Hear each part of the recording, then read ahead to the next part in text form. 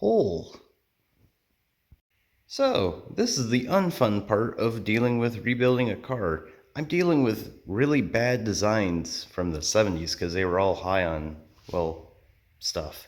So, there's a random brake line that was junk that I've ended up making into a heavy duty little coat hanger style thing to grab into the back side of one of these, so help me if you fall again. These dished little bolts that are actually for the main, wow, that's focus camera.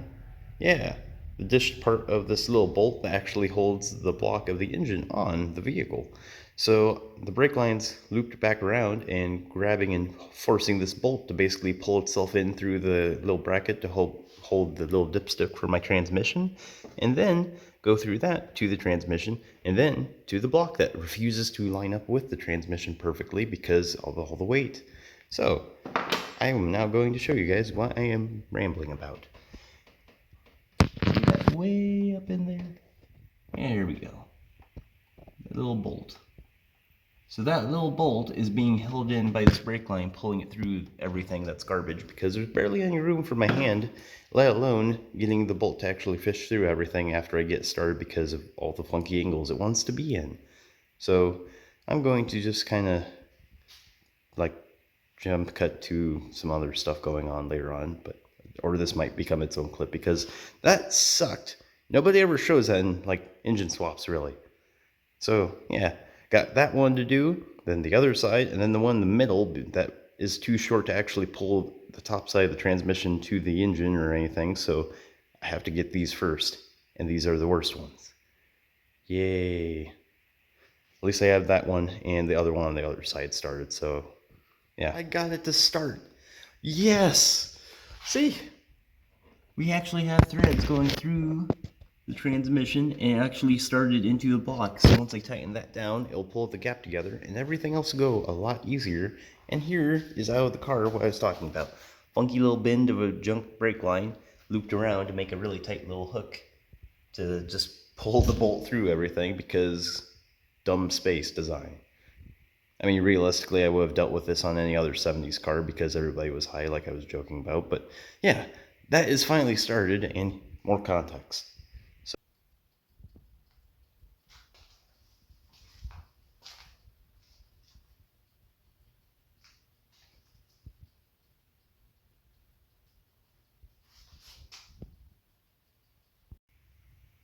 Hello. So here's the dud.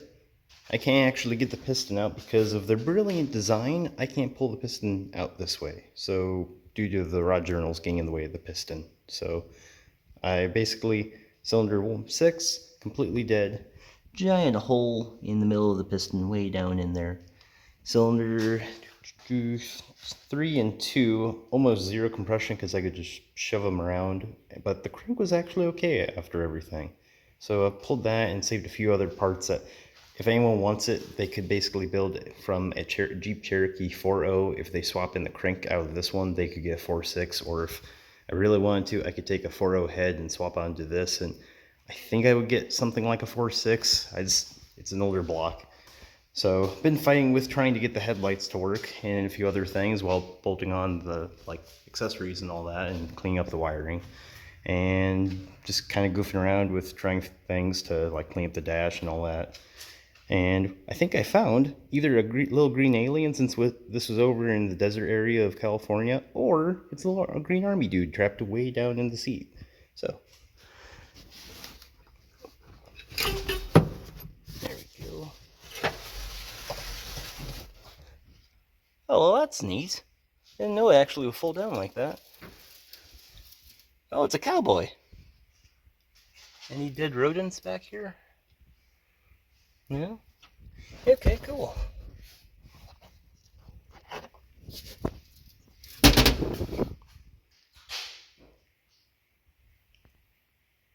Well, that's kind of neat. So this is with the radiator sitting in. As you can tell, I don't have any screws in this, and this part should be actually vertical, or sorry, horizontal, I mean to say. And this, like I said, this hasn't been trimmed off yet. I can easily take my just straight edge and make a mark and then cut it off with the angle grinder or just other tools I've got. Sorry, it's a bit late. And then I can do the same with the underside, but it's literally, here's how it fits inside the car. That'll be my upper coolant hose that gets laid across the AC compressor. And then over here, I may not use the original hose. I might find something a little less decades old. And then the same thing over here, where I'm probably just going to use any general purpose hose and come from under here, go underneath where the power steering belt is, and then tie into there. And there's my two, hold on a second, there we go. And there is the two lines for the automatic transmission, which I can feed the lower one into here and the upper one up to here, because there's quite a bit of room to bend these things around if I want to. I'm just not tugging too much because I've kind of got them shoved out of the way so I can set the radiator in here. So yeah, not much else to it. I just wanted to show you guys how things are fitting before actually cutting anything at all. It's almost a bolt-in radiator, and these are way cheaper than buying a Record one that's still iffy in the end. So, hope that helps. See you guys next time. Clearly organized, as you can see. So, I'm going to really briefly go over all the stuff you should not do to an engine, or actually kill a 258, as this person did. So, they never changed their oil. This car has roughly 88,000 miles on it, and they ran straight just water through the entire engine. It coked, here we go. It cokes and creates, or helps create sorry, I'm tired. Creates oxidization inside of just every single jacket or port of the engine. So this is the outer skin of the cylinder wall we're looking at here, and well, obviously the inside of it. It makes it harder for an engine to stay cool when this happens, and someone also decided to dump about 3 bottles of stop leak because this part right here wasn't even supposed to be, this was originally closed off with how much corrosion there was in, and it chips off like a stone. And it was supposed to be an open jacket for actual coolant bypass for heater cores. So just stuff like that. Okay, just another talking point. So every single one of these cylinders has scoring in it, as we can see. And that's a bit of piston from cylinder 6 that traveled around. 2 of the lifters are still stuck in here somewhere due to, yeah, there they are. Yeah. So there's that. There's chunks of the piston. We're going to get to the fun part of what happened to cylinder 6 that absolutely murdered the thing. So yeah, more pictures of how you should change your oil more than never, since this was never changed, but due to the coloring and just the overall crappy condition of it. Funny enough, the head gasket was okay. But still, tons of corrosion and it's just oil that's been baked onto the poor thing. So we've got that going on. The actual camshaft that lives inside the block was actually okay. I mean, it has scoring from just all the damage that this thing has been through. So yeah. Also, I found out one thing with 258s. They use a fiber gear. I don't know why. I'm not a fan of it, but this one was okay, other than the fact it was still worn down enough to where I had about 12 degrees of slack between the timing chain and the main crank, chain, or gear I mean to say. And back to the fun part. Top end of the head, super lean, kind of running, and something used to be very lean due to just leaning out because fuel pressure was degrading over time since the fuel pump was going bad, and this was overheating at the same time, which helped to create an even leaner situation, which may have been the cause of cylinder 6 or eventually grenading itself, as I can't find any true information of maybe part of a spark plug broke off and created all the chunks and stuff that made the piston blow up. I'm not quite sure. It's just something funky really happened in this engine, and the history of this shows that it was just horribly neglected. Then I pulled chunks of piston, since it traveled around this whole thing, that were stuck in I believe this is the exhaust side of this one and the intake side of that one. Just horrible time this thing had. Plus, look, more grunge. See? That's what happens when you don't change your oil ever. Wonderful, right? It's like PB&J, except even worse. Fun part and last part of the video to really cover with this.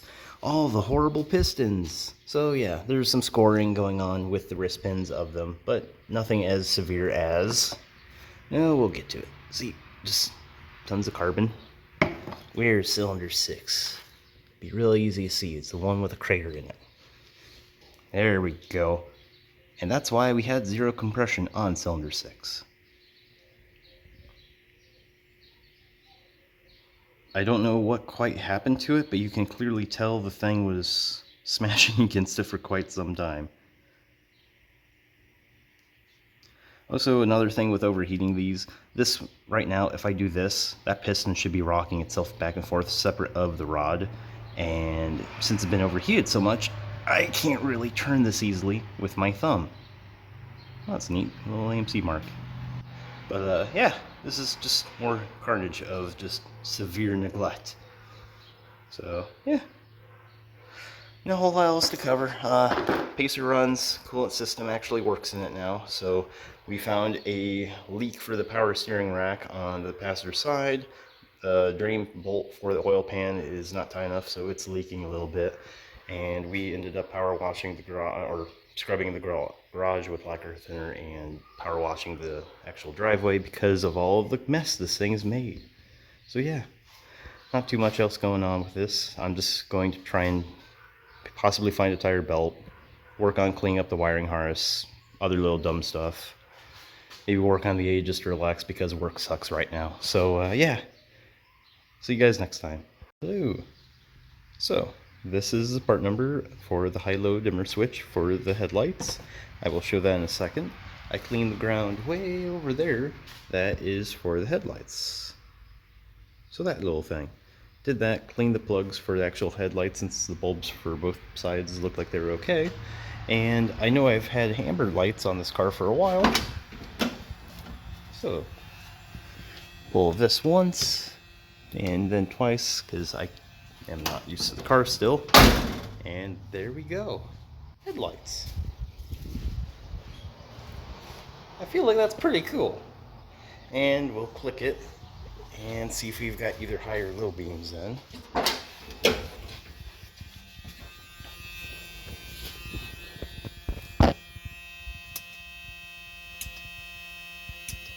Well, I can't tell which one's which, but you get the point. So that is definitely working. So now I've got headlights, and I can drive this at night and actually start dailying this thing soon. Once I fix some other dumb stuff, because the bearings are all... yeah, it's all shot. Plus the horn still doesn't work. Please! Alright. See you next time. Let's see why I don't have a tail light on this side. Oh.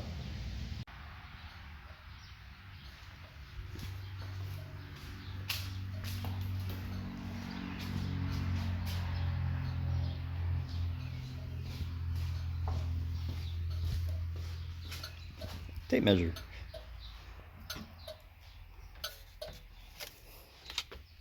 And the other side.